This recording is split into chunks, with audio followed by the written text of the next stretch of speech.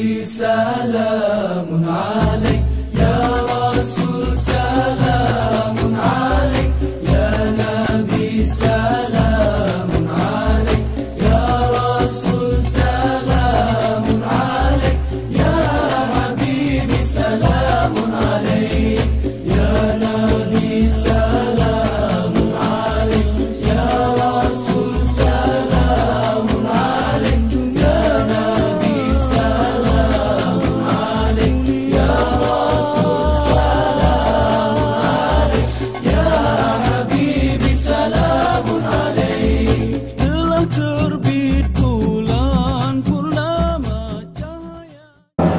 Majlis Sambutan Wali Rasul Tingkat Daerah Walisa di tahun 1900 Hijrah persamaan tahun 2014 pasti.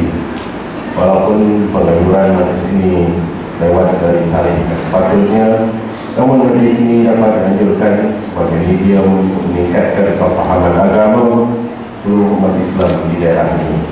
Selain rencana penciptaan terhadap junjungan besar Nabi Muhammad SAW.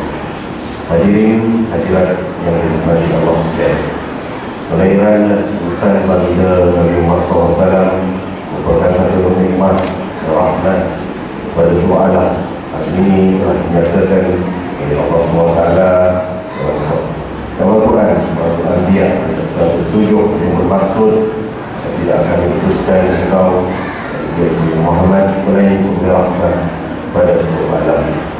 Justru itu kita selaku umat Nabi Muhammad SAW belajar sentiasa mengenal biasa perjuangan baginda Rasulullah SAW dalam menyebarkan dakwah Islam, hasil perjuangan dakwah baginda Rasulullah dan pengorbanan sahabat-sahabat baginda kita dapat mencapai nikmat iman dan Islam pada hari ini.